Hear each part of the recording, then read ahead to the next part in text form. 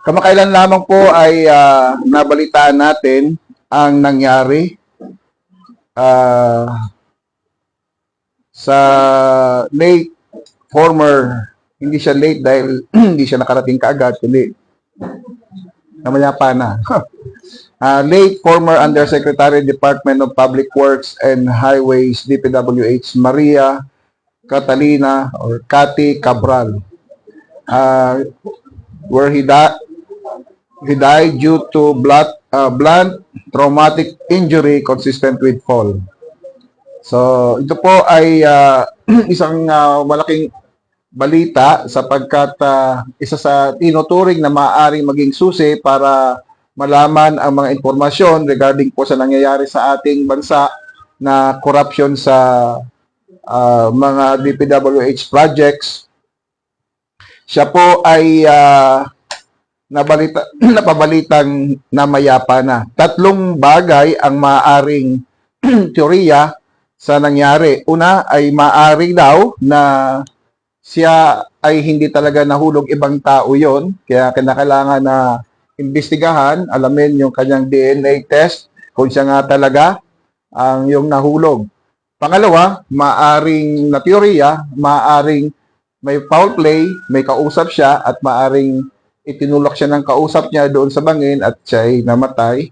At pangatlo, yun nga, kusa siya na tumalon at hindi dahil sa law of gravity, hindi niya napigilang bumagsak. So, hindi natin kayang kontrolin ang law of gravity. Si Cathy Cabral po ay 40 years sa DPWH. Halos magkasabay kami sa ministry. 40 years siya.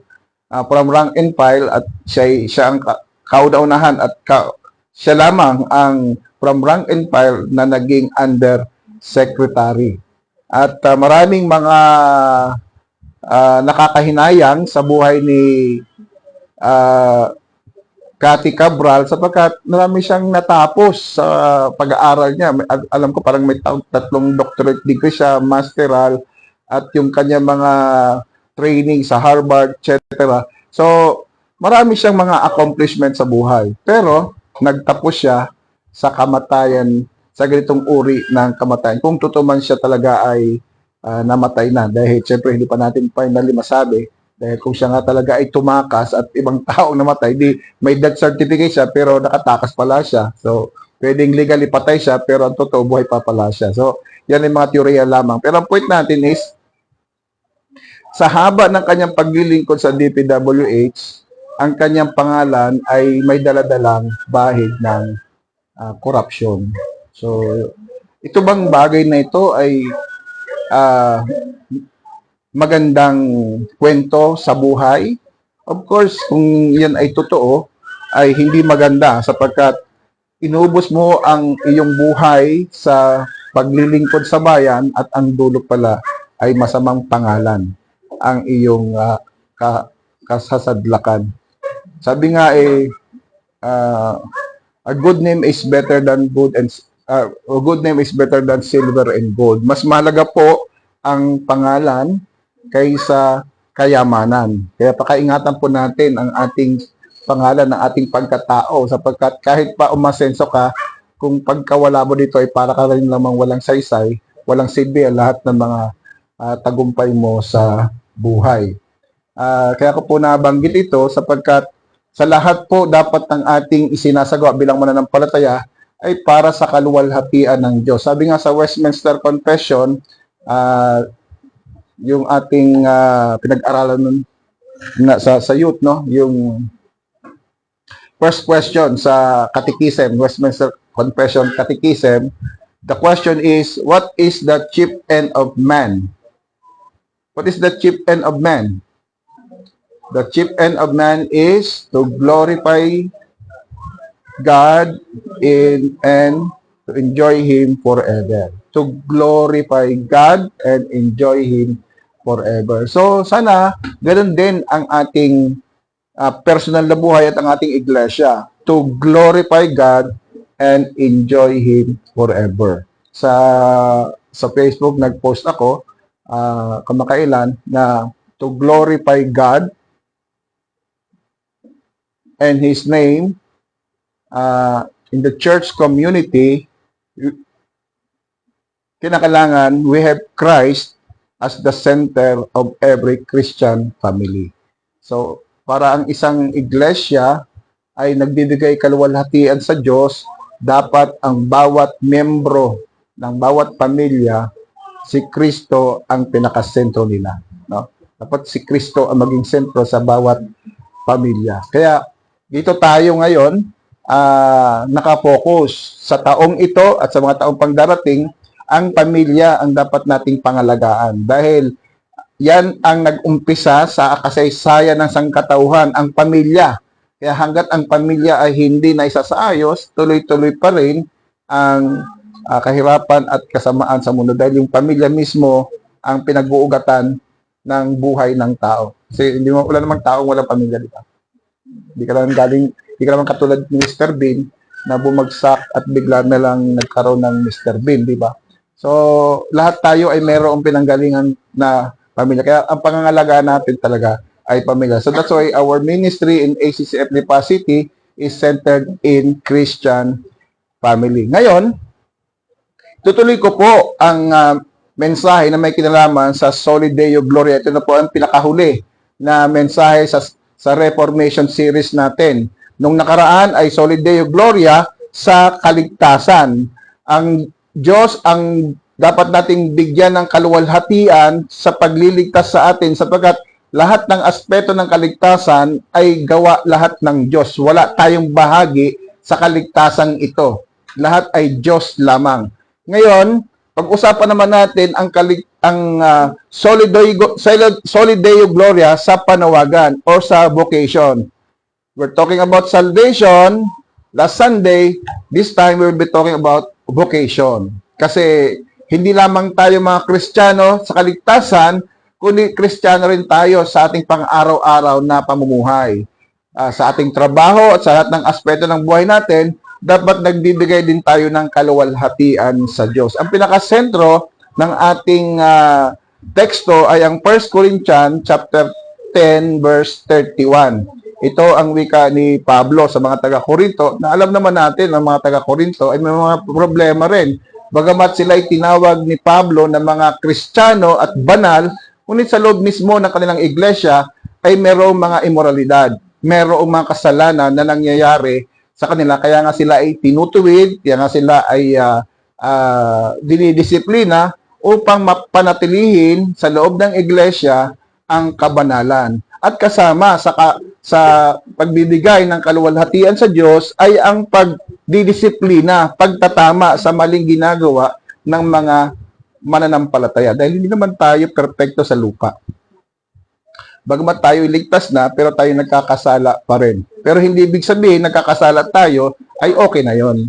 So kinakailangan sa ating mga kahinaan, sa ating kasalanan, ay mayroong pagtatama para umunlad tayo sa ating kabanalan. Kaya nga sinabi natin nung nakaraang mga linggo na tayo ay bagamat mga makasalanan ay umuunlad pa rin sa kabanalan. So meron tayong progressive sanctification. Yung ating kabanalan ay mayroong pag-unlad. At dito pumapasok ang pagkilos ng Diyos at sa ganitong kapamaraanan, nabibigyan pa rin natin siya ng kaluwalhatian. Ang sabi ni Pablo sa lahat ng ating ginagawa, kaya kung kayo man ay kumakain, umiinom, o anuman ang inyong ginagawa, gawin ninyo ang lahat sa ikaluluwalhati ng Diyos. Tayo muna yung manalangin.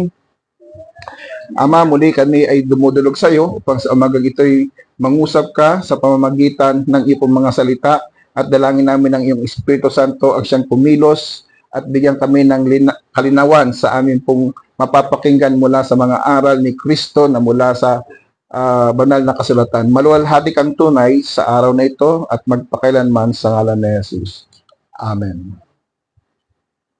Ang buhay natin ay hindi naman permanente dito sa lupa. Tayo ay naglalakbay pansamantala lamang dito at darating ang panahon na mawawala tayo sa mundong ito. Kaya nga, habang tayo ay nasa mundong ito, ay makita ang kaluwalhatian ng Diyos sa ating buhay. Kaya bilang Kristiyano, meron tayong pamantayan sa ating pamumuhay. Ito ay ang bigyan ng kaluwalhatian ang Diyos. Na ibig sabihin, sa lahat ng ating ginagawa, kumakain man tayo, umiinom, umuupo, tumatakbo, nagtatrabaho, o ano mang ginagawa natin, sa lahat ng oras na tayo ay humihinga, ay nagbibigay ito ng kaluwalhatian sa Diyos. Siyempre, meron tayong mga tao moralista, di ba? May mga tao kasi mga moralista na laging lahat ay pinupuna dahil siya ay mayroong mataas na moral standard. Pero sa aktual na buhay, meron tayong iba't ibang karanasan. Sa tahanan, sa trabaho, sa harap ng mga kaibigan, kumakain tayong kasama nila. Ibig sabihin, na saan man tayong dako pumunta at ano man ang ating ginagawa, nakakakitaan tayo ng magandang patotoo. At ang patotoong ito ay nagbibigay ng kaluwalhatian sa Diyos at tayo ay naghihikayat na sila rin ay mapalapit sa Diyos. Kaya nga ngayong araw na ito rin, nasabay din naman natin ito sinasadya, ito rin ang araw na tayo ay magpapasalamat sa Diyos sa lahat ng kanyang ginawa sa buhay natin. Tayo ay sinusustentuhan ng Diyos at marapat lamang na bigyan natin siya ng pasasalamat, luwalhatiin natin siya sa lahat ng kanyang ginagawa. Sa lahat ng ating kalakasan, sa lahat ng ating ginagawa, bigyan natin siya ng kaluwalhatian. Minsan kasi inihiwalay. Meron kasi akong, kahit ako natanggap ko rin yung katuruan na ito na kapag sa church ka, mag-ugaling Kristiyano ka. Pero pag lumabas ka, iba na. Kaya minsan inihiwalay nila yung buhay Kristiyano sa loob ng church.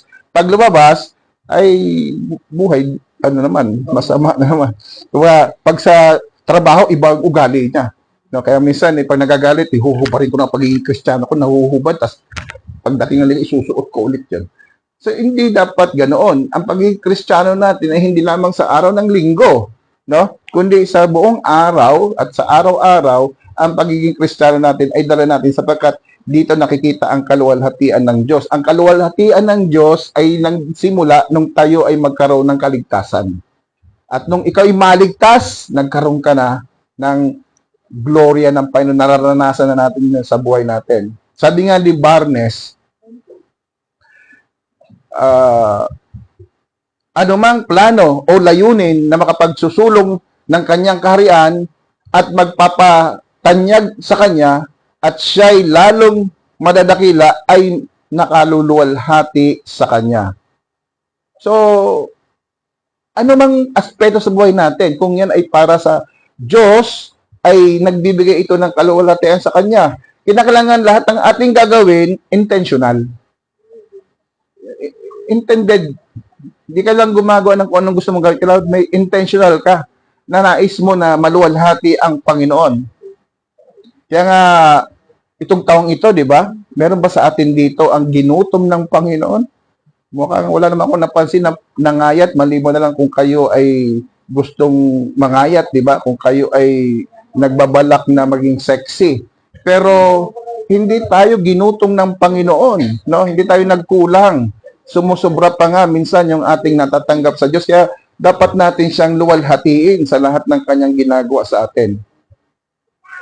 Meron tayong mga question kasi dahil marami sa atin, napakaganda ng ating patotoo pag sa loob ng iglesia. Pero pagdating sa trabaho, pagdating sa pamilya, pagdating sa eskwelahan, at sa ibang lugar na pinupunta natin, nawawala yung pagiging Kristiyano natin. Kasi bakit? Wala na tayong kasamang Kristiyano doon. Wala nang papansin sa atin. At iba na rin kasi yung activities nila, kaya kumbaga sa hindi mo na magawa yung pagiging Kristiyano mo doon. Dahil iba naman yung activities nila. Kaya ang tanong, magiging Kristiyano ka pa ba sa gitna ng hindi mananampalataya? Ngayon, ano ang katuruan ng panawagan? Lahat tayo ay tinawag ng Diyos sa kaligtasan, pero tinawag din tayo sa paglilingkod. We are called unto salvation, but we are also called unto service. Meron tayong panawagan sa paglilingkod. At sa mga kabataan, lalo na sa mga gagraduate at papasok sa college, meron akong kausap nung nakaraan sa school, sa Miradjan, yung kasama ni, matanda, si, yung matambang, Apo niya ba yun? Pamangkin. Yung nag-judge. Oh, sabi ko, anong plano mo sa buhay? Marami po. Gusto kong maging teacher. Gusto niyang maging criminology. Gusto niya rin maging negosyante. Sabi ko, alam niyo, sabi ko sa kanya, ngayon pala mag-decide ka na kung ano talaga gusto mo sa buhay. Kasi kung lahat papasukin mo, wala kang mapupuntahan. Hindi mo lahat makukuha ang lahat ng mga bagay. Isa lang. No? Idagdag mo na lang iba, pero dapat mag-focus ka sa isa. Eh siyempre, kabataan, ang dami niyang gustong marating, ang gusto niyang maging katulad dito, maging katulad niyan, ang dami niyang gustong tularan, gusto niya lahat makuha. Eh hindi mo makukuha lahat 'yun. Sabi ko, kung mag-focus ka lang sa isa. Now, kinakailangan mag-focus lang tayo. Hindi natin makukuha ang lahat ng mga bagay sa mundo. Lahat tayo ay mayroong pinagkatalagahan na doon tayo magpo-focus. So, you focus doon, no? Yung iba, dagdag lang 'yon. Pero mayroon ka dapat isa lang. No? Kung gusto maging engineer, mag-engineer ka. Kung mag-business ka, mag-business ka, pero engineer ka pa rin. Parang si Pacquiao. No? Si Pacquiao, boxing talaga siya. Pero pumasok din siya sa politika, pumasok siya sa negosyo, nag-artista siya, pero boxing talaga siya. Kaya lang, dala niya kasi yung salitang Pacquiao, pangalang dahil sa Pacquiao siya, edi Pinacquiao na rin lahat, no? So, lahat na lang nakuha niya dahil Pacquiao nga siya. Pero ang point, ang focus siya talaga, boxing. No? Dagdag lang yung iba. Di ba sabi naman ng Panginoon, seek ye first the kingdom of God and His righteousness, and all these things shall be added unto you. So, mayroon ka lang focus. The rest, idadagdag na lang sa iyo. Pero dapat meron ka talagang isa. No? Sa ating Kristiyano, isa lang talaga. For the glory of God. Lahat ng gagawin natin, always for the glory of God. No? Yun lagi ang focus. Kung nagtatrabaho ka, for the glory of God. So, dapat, malinaw sa atin, ano ba yung ating bokasyon? Ano yung vocation natin? Ang katuruan ng panawagan o vocation ay teolohiya ng buhay Kristiyano. Na ang ibig sabihin, kung paano ipinamumuhay ng Kristiyano ang kanyang pananampalataya sa lahat ng aspeto natin. Yung pananampalataya mo ay daladala mo sa pagiging inhenyero, sa pagiging guro, sa pagiging negosyante, o anumang aspeto ng buhay mo, pagiging nanay, tatay, o simpleng buhay, basurero, tagawalis, mayor, politik, kahit ano, laging for the glory of God. Kaya huwag tayo magtaka kung bakit maraming corruption sapagkat hindi for the glory of God ang kanilang intensyon. Ang intensyon nila is for the glory of money, for the glory of themselves. The love of money is the root of all evil. Yun ang naging dahilan kung bakit lumaganap sa atin ang corruption sapagkat mas inibig nila ang pera kaysa Diyos. Kaya nga sabi ng Panginoon, you cannot love both God and money. You just choose one. It's either you love God and hate money, or you love money and hate God. Dalawa lang. Kaya kung ikaw talaga ay sa Diyos, Diyos lang ang focus mo. The rest, idadagdag lang ng Panginoon yan. Kaya wag lang tayong ma-derail. Wag lang tayong mawala sa focus. Wag tayong mawala sa linya ng pagkatawag sa atin. Sabi nga ni Martin Luther, ginagatasan ng Diyos ang mga baka sa pamamagitan ng panawagan ng manggagatas. Ang bukasyon ay isang maskara ng Diyos. Na ibig sabihin, siya ay nakatago sa panawagan. Na anuman ang ginagawa natin, ibig sabihin niya, kung yan talaga ay ayon sa kalooban ng Panginoon, panawagan ng Diyos sa iyo yan. Ako yung nagtapos ako ng mechanical engineering at nagwakas ako sa pagiging pastor. Talagang wakas ko talaga pagiging pastor. Pero yung pagiging engineer ko, hindi sayang. Sapagkat lahat ng mga napag-aralan ko, nagamit ko habang ako'y nagpapastor dahil yun ay nakatulong para suportahan ang aking ministeryo. Nakuha nyo? Yun ay provision ng Panginoon sa akin yon para matustusan yung aking pangailangan doon sa panawagan ko sa pagiging pastor. Nakukuha nyo? Kaya kung kayo may panawagan, yung panawagan yun dapat malinaw sa inyo. Kung tinatawag ka talaga na maging call center agent. Call agent lang, walang center eh. Call boy kasi, kapag ganon, call boy o call girl. No? Call center agent, doon ka mag-focus, kung yun talaga. No?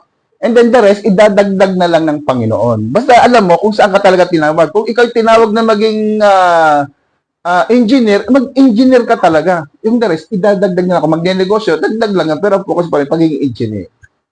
No? Kung ikaw naman ay tinawag na maging IT expert, hindi maging IT expert ka. Yung pag-negosyo, dagdag mo na lamang. Tingnan mo yung mga artista. No? Kaya ko lang nasasabi kasi ito ng sikat nung nakaraan ay sex bomb, napanood ko lang naman. Ang dami nilang kwento sa buhay. Pero ang focus talaga nila pagsasayaw. Sa pagsasayaw nila, napunta sila sa iba't ibang mga direksyon ng buhay. Yung iba naging negosyante, yung iba kung anong nag-asawa ng mga artista, yumaman, umasenso sila sa buhay. Pero nag-focus lang sila doon sa kung saan sila magaling. At doon sila mahusay at kung saan gusto nilang gawin. At malinaw sa kanila, yun ang kanilang talentong ibinigay sa kanya. So, focus lang doon. No, huwag yung lahat gusto mong kunin. No, isa lang. Then the rest, dagdag lang siya. Okay, sana malinaw sa inyo 'yon, no? Kung saan kayo tinatawag, linawin ninyo, doon kayo tinatawag at doon kayo mag-concentrate, huwag pabago-bago. No? Lahat malinaw sa atin 'yon. Okay?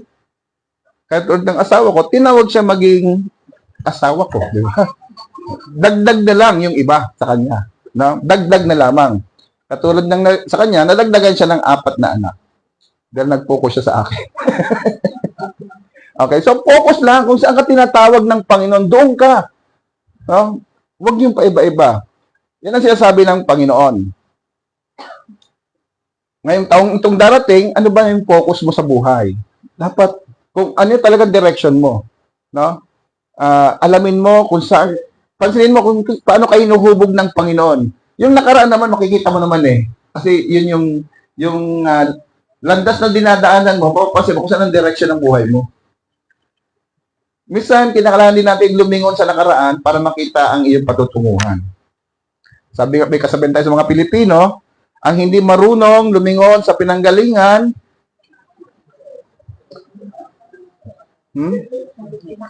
Yan.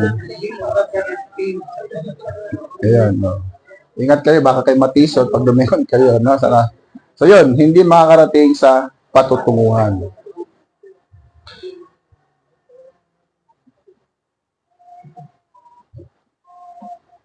Nakikita natin ang manggagatas o ang magtataho o ang magsasaka o ang doktor o ang pastor o ang kargador sa palengke, subalit sa likod ng mga maskarang tao, ang Diyos ay ang tunay na naroroon at aktibo sa kanilang ginagawa para sa atin. No? Kaninang umaga, kumain kayo ng kanin, of course, hindi bigas. Pero bago naging kanin yon, alam niyo ba, napakaraming pinagdaanan nun? Simula sa pagtatanim, siyempre ang binhi galing kay Lord, sa pagtatanim, no? Sa pag-aalaga ng magsasaka, sa pagbilad, sa paggiling, sa pagtinda, sa pag-deliver, sa pagtawad ninyo doon sa bilihan, tapos sa pagsaing, at yung butil na yun, yung isang butil, no? Na inyong kinain kanina, ang daming pinagdaanan. Yan ay nakarating sa inyong hapag sapagkat iningatan ng Diyos yan para makarating sa inyo at may makain kayo. Hindi yan bumagsak mula sa langit. May mga nagtrabaho dyan. No? Kaya kumita sila. Nabuhay sila. Nung makain mo, nabili mo, marami ang pinagdaanan na nabuhay sila. Pinrovide ng Panginoon yung pangangailangan nila. Kaya sila nagkaroon ng hanap buhay. Naging trabaho nila ang pagsasaka. Naging trabaho nila ang pagtitinda. Naging trabaho nila ang paggigiling ng palay. Naging trabaho nila ang pag-aalok, pagsasako. So, naging trabaho nila. Lahat yon ay naging pagkakakitaan nila at yun ay provision ng Diyos doon sa kanila. Tingnan natin sa ganong aspeto, no? Minsan kasi tayo nakapokus lang sa isang bagay na hindi natin tinitingnan na napakarami pala ang nangyayari bago nakikita natin yung resulta. Maraming pinagdaanan yan at ang Diyos ang nasa likod ng lahat ng mga ito. And that's why we say, glory to God. Kaya pag tayo may pinagsasaluhan, nagpapasalamat tayo, Panginoon. Yun lang dahilan kung bakit tayo nagpapasalamat. Hindi lang dahil sa ritual na, pag-pray na yung pagkain. Lord, thank you, Lord. Minsan, pag tayo nga nananalangin, Lord, thank you sa pagkain. Amen. Oo, kain na. Pero minsan, isipin din natin, paano nakarating sa harapan ninyo yung pagkain na yun? Ako nakaranas na rin na wala kami makain, bigla may dumating pagkain. Eh, yun naman, hindi naman palaging ganoon. No? Minsan lang yun na wala kang makain, tapos biglang may tutok-tok sa pinto, sorry, may pagkain dito, di ba? Tapos minsan may pagkain na hinahangad mong gustong makain, tapos biglang may nagbigay sa'yo, nagkikrave ka, wala kang makita, tapos biglang may naghatid sa'yo yung kinikrave. Di ba? Napaka-simpleng bagay, pero provision ni Lord yun. Na yung gusto mong pagkain dumating sa'yo nang hindi mo man binili, inalok lang. Di ba? Biglang dala-dala ni Sister Pat, ito na pala yung namin, nakabalot pa, di ba? Hindi mo naman hiningi. Oh. Kasi yun, ang Diyos ay laging may pagkilos ang Diyos sa lahat ng aspeto ng buhay natin. Tandaan natin yun. Huwag niyong i-credit sa sarili ninyo. Huwag kayong kumuha na, it's because of me. I did it my way. Kung wala ako, wala ka. Hindi ka noon. Laging titingnan natin ang Diyos ang may pagkilos sa lahat ng aspeto ng buhay natin. No? Ngayon, marami tayong ipagpapasalamat. May mga gold medalist tayo. May mga board passers tayo. Di ba? Pero sa napakalit nito, ang dami natin mga quality members natin dito, no, na hindi basta-basta lang. Di ba? So, ang Diyos lahat ang may pagkilos diyan. Kaya mga kapatid, huwag ninyong wawalain sa sarili ninyo na ang Diyos ay laging may pagkilos sa bawat hinga ninyo. Di ba?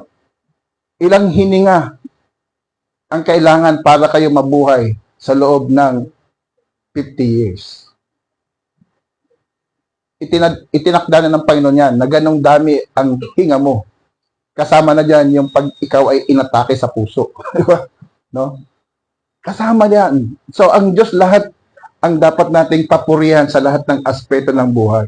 Para kay Martin Luther at sa mga reformador, ang katuruan ng panawagan ay ganito. Kapag nanalangin tayo at humihingi sa Diyos na bigyan mo kami ng aming pagkain sa araw-araw at ibinigay niya ito. Ang paraan kung paano niya ibinigay ang ating pagkain sa araw-araw ay sa pamamagitan ng mga panawagan ng mga magsasaka. So, mayroong calling silang maging magsasaka. Sa mga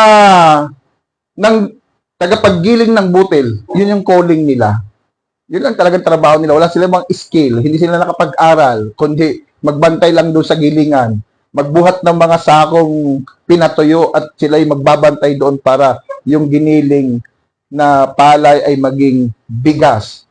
Sa mga panadero, ang talagang trabaho nila ay maging panadero para sa umaga mayroon kang pandesal. Di ba? Na hindi arena ang kakainin mo kasama ng kape, di ba? Kundi tinapay. At hindi lang basta tinapay, kundi special na tinapay.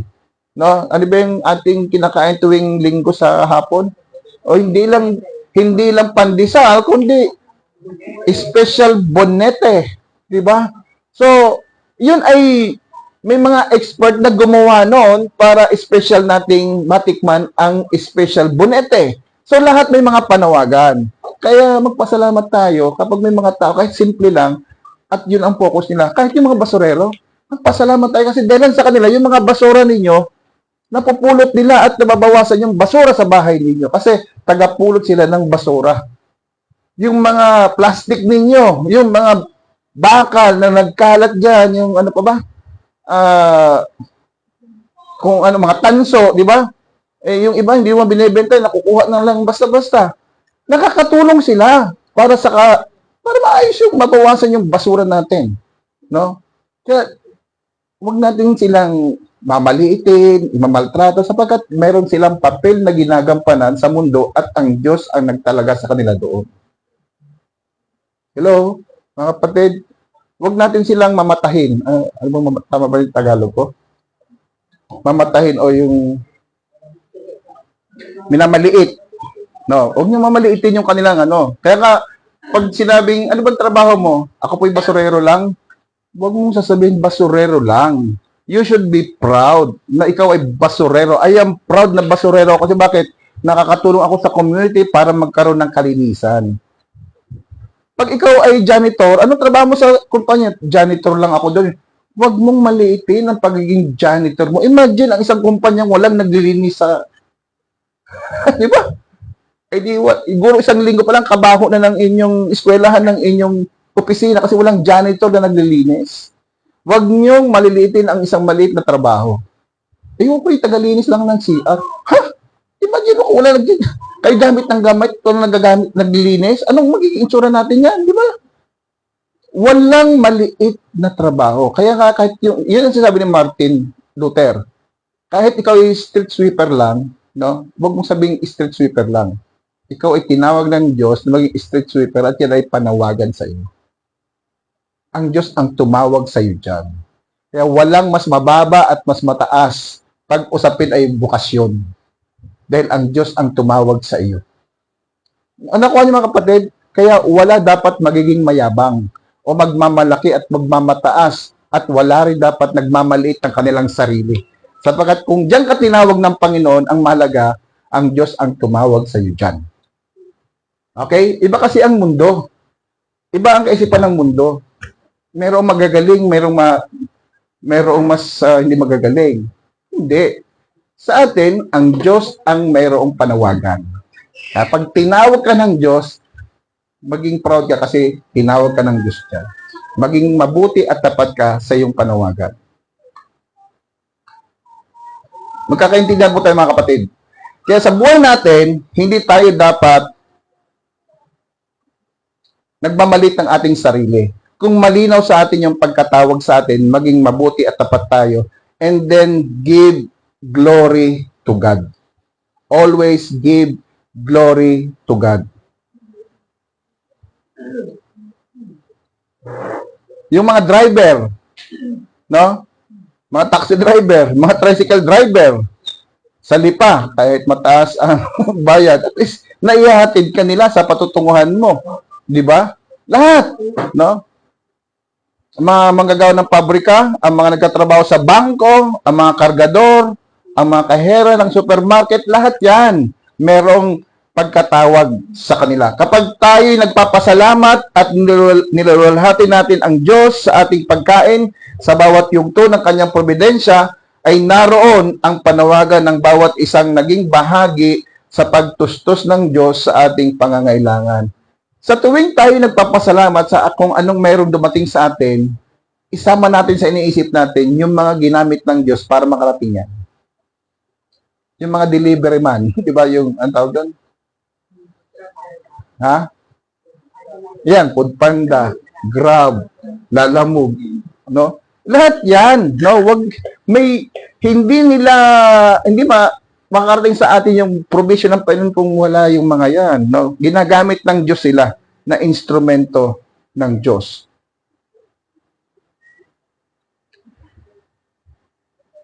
Kaya nga bilang mga Kristiyano ay meron tayong malinaw na pananaw sa bagay na ito. Kaya nagiging tugon natin, glory to God. Always glory to God.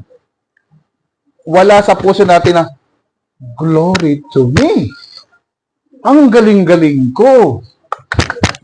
Titreat kita mamaya. Di ba? Laging ang tuon sa Diyos. Huwag niyong mawalain sa aspeto natin ang Diyos. Dahil kapag wala na ang Diyos sa buhay mo, kaawa-awa kang tao ka. Ikaw na ang pinakaaba kapag ang Diyos ay naalis sa iyo. Kailan kayo huli nagpasalamat sa Diyos? At ilang beses kayong nagpapasalamat sa Diyos? Kasi maaaring nagpasalamat ka sa Diyos nakaraan dahil nakatanggap ka. At paano nung wala ka natanggap? Nagpasalamat ka ba? Kasi minsan, ay pagpapasalamat lang natin kapag malalaking bagay. Tama. Bawa, nakatanggap ka ng 13 month. May 13 month na ba?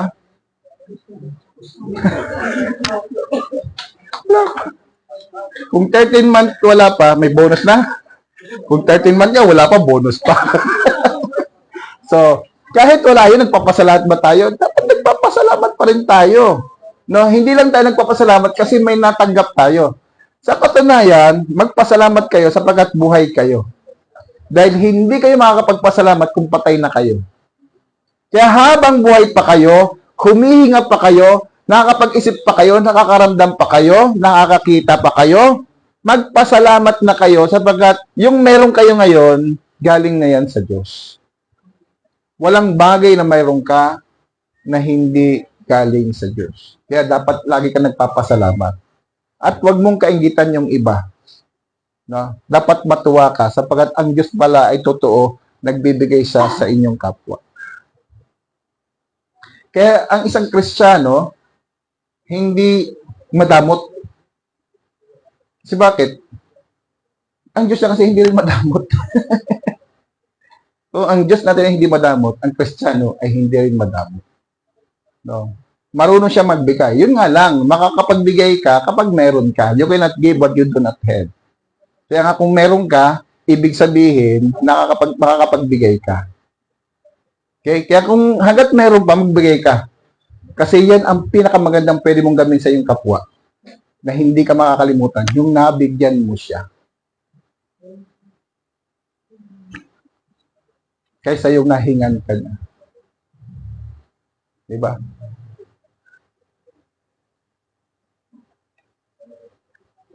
At tayo mga Kristiyano ay tinawag na mga pari. No? We are all priests. No? Tagapamagitan tayo sa Diyos. Sa lumang tipan, na pag-aralan natin to, ang mga pari sa lumang tipan ay kinakailangan maglinis para sila yung maging karapat-dapat na humarap sa presensya ng Diyos. Pero tayo, wala na tayong ganong mga ritual na gagawin na maglilinis pa.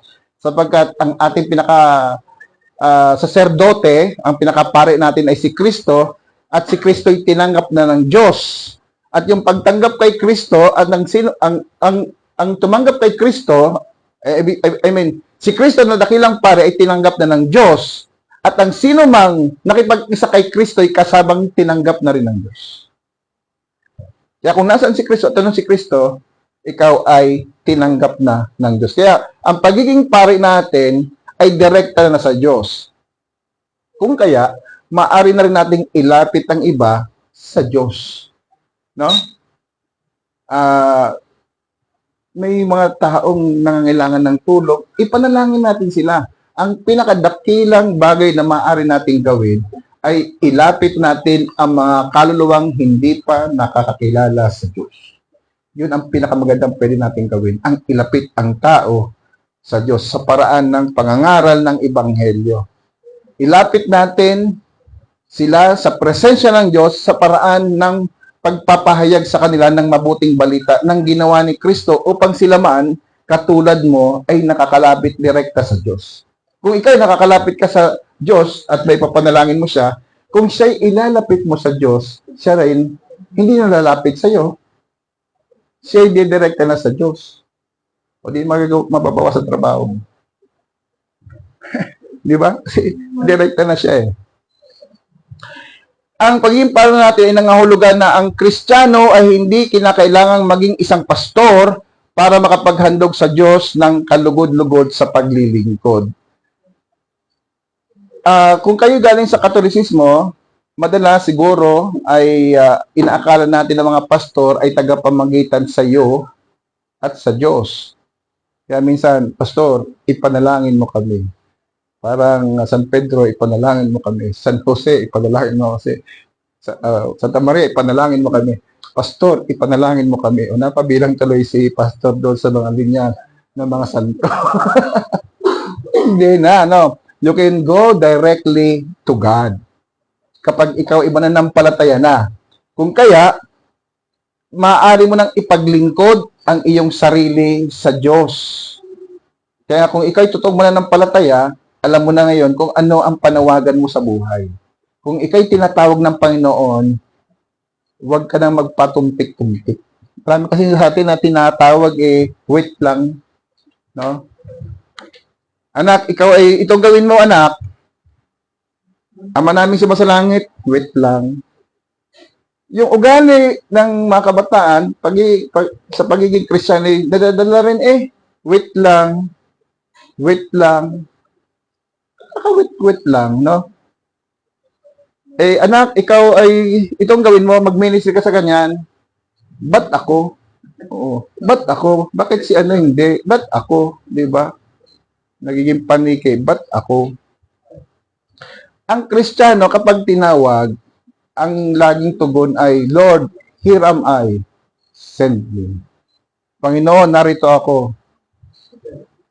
Saan mo ako dadalhin? Susunod ka lang. Tinawag mo pa siyang Panginoon kung ikaw naman ang masusunod, di ba? Kung Panginoon siya, siya ang masusunod. Kaya kung tinatawag kayo ng Diyos, itong 2026, papasok kayo sa 2026, saan ba kayo tinatawag ng Panginoon? Kung tinatawag kayo ng Diyos, sumunod lang kayo. Huwag kayong matakot kapag ang Diyos ang tumawag sa inyo. Huwag kayong matakot. At hindi hahantong ang buhay ninyo sa pagtalon sa bangin. Merong isang nahulog sa bangin. Hindi ito si Cabral. Pero nung mahulog siya, nakakapit siya sa sanga ng kahoy. Sabi niya, kung talagang may Diyos, gabi na kung talagang may Diyos, iligtas mo ako. Gabi na. Sabi niya, kung talagang may Diyos dyan, iligtas mo ako. Kung talagang buhay ka, iligtas mo ako at ako'y mamamatay. May narinig siyang tinig, bumitaw ka. Bumitaw ka. Sabi niya hindi ka Diyos. Gusto mo ako mapahamak. Hindi ako naniniwala sa iyo. Ayun, ngawit na ngawit siya hanggang umaga. Tapos nung mag-umaga, nung makita niya yung kanyang paligid, gadang ka lang pala, lupa na. Yun ang problema kapag hindi tayo nasunod, no? Tayo ang nagsasuffer. Di mo, magdamag kang ngawit na doon, kung sumunod ka sa tinig ng Diyos, di sana, nakauwi ka na ng maaga. Di ba? Ang pagsunod sa Panginoon ay hindi magdadala sa atin sa kapahamakan. Kaya nga, lahat ng ating gagawin ay pagsunod lamang sa Diyos. At ang pagsunod sa Diyos ay nagbibigay sa Kanya ng kaluwalhatian. Sabi nga ng Panginoon sa Kristo, if you love me, obey my commands. Kung talagang mahal mo ako, susundin mo ang aking utos. Mahal niyo ba ang Panginoon? Sundin natin ang Panginoon. Sabi ni Pedro, hayaan ninyong kayo ay maitayo bilang espiritual na bahay tungo sa banal na pagkapari upang mag-alay ng mga espiritual na handog na kasiya-siya sa Diyos sa pamamagitan ni Jesucristo. So, ang pinakamahalaga na maaari mong ialay sa Diyos ay hindi ang pera mo, hindi ang accomplishment mo, hindi ang ginto. No? By the way, congratulations sa ating champion sa tennis, di ba? Si Yala, no? Gold medalist kaagad siya. Unang sabak niya kaagad yun, gold medalist kaagad. Hindi yung mga gintong medalya ang magbibigay sa kaluwalhatian sa Diyos, no? Hindi yung mga accomplishment natin. Meron kang pinakamahalaga na maaari mong ibigay sa Diyos na magbibigay kaluwalhatian sa Kanya. At ano yon? Ang pinakamahalagang maaari mong ialay sa Diyos ay walang iba kundi ang iyong kaisa-isa. Isa lang. Ang kaisa-isang buhay na meron ka. You have only one life to give. Question, are you willing to give that one life to the one who gave it to you? Yan ang pinakamahirap na desisyon. 1986, when I totally surrendered everything to God. December din yan, ngayong mga ganyan din, buwan na to December. Handa ko na bang ibigay sa Diyos ang lahat? Kasi parang pag binigay ko lahat, ako wala na ako. Binigay ko na lahat Di ba? Di ba pag nagbigay ka parang wala na, binigay ko na Pero baliktad yung aking pananaw. Nung palang ibinigay ko sa Diyos ang lahat, ang nangyari, dumami. Hindi pala nawala. Kasi sinusubok lang talaga tayo ng Diyos kung talagang kaya mong ibigay ang lahat na meron ka. Sabi sa, buksan niyo yung inyong Bible sa Romans chapter 12 verse 1 and 2. At ito na ako magtatapos.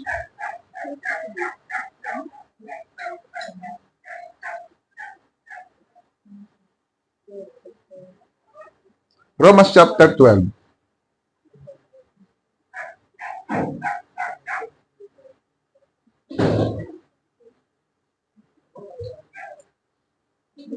Yun na. At sabi ni Pablo, I appeal to you therefore brothers. Kasama ng sisters dyan. General gender naman yan. I appeal to you therefore brothers by the mercies of God to present your bodies as a living sacrifice, holy and acceptable to God, which is your spiritual worship. Ipinamamanik ni Pablo na ihandog natin ang ating katawan, buhay na handog, na banal at katanggap-tanggap sa Diyos bilang ating pagsamba. At take note of this, verse 2, dito tayo medyo mata-challenge. Do not be conformed to this world, but be transformed by the renewal of your mind, that by testing you may discern what is the will of God, what is good and acceptable and perfect. This is the challenge. Lord, ibibigay ko sa iyo ang aking buhay. Pero, ibibigay yung buhay, saan mo naman gagamitin ang buhay? Sa sanlibutan? Kung ibibigay mo ang iyong buhay sa Diyos, ibigay mo yan para sa Diyos. Ipaglingkod mo sa Diyos. Sa paanong paraan? Do not conform to this world. Huwag tayong sumang-ayon sa takbo ng sistema ng sanlibutang ito. But be ye transformed. Mag-iba na kayo, magbago na kayo. Sa paano paraan? By the renewal of your mind. Yung takbo ng inyong isip. Yung lagi nyong iniisip. That by testing, you may discern what is the will of God. Para malaman natin ang kalooban ng Diyos sa inyo. At ang kalooban ng Diyos sa inyo ay mabuti, katanggap-tanggap, at ganap. Kaya nga, itong pagtatapos ng taong ito, solid day of gloria. Before the end of this year, to God all be the glory. Kung ano man ang nangyari sa buhay natin, to God be the glory. Amen? Panginoong Diyos, dalangin ko po sa umagang ito, o sa hapong ito, na ang amin pong mensaheng concluding message this afternoon will always remind us that you have given everything for us. And in response, we must and we should also give up everything to you. Na wala po kaming ititira sa aming sarili, kundi sa iyo lahat. Here we are, Lord. Use us. Gamitin mo kami, Panginoon, for your glory, para sa iyong kalulatian. Sa taong darating na 2026, hiniling po namin, Panginoon, na harapin namin ang hamon ng pagsunod sa Panginoong Hesukristo para maluwalhati ka magpakailanman. Na kung magtatapos man kami sa mundong ito, hindi kami magtapos na katulad ng kamatayang walang katuturan. Kung mamamatay na rin lang naman kami, mamatay na kaming naglilingkod kay Kristo lamang. Sa pangalan ni Jesus, ito'y aming dalangin. Amen and amen. Tayo po'y magsitayo at awitin po natin ang ating concluding song sa ating Reformation series, Reformation Song.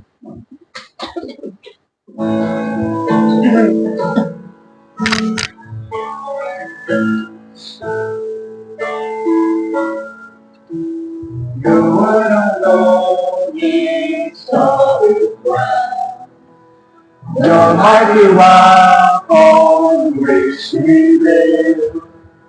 In every line all through this storm, and every face with glory filled. Through faith alone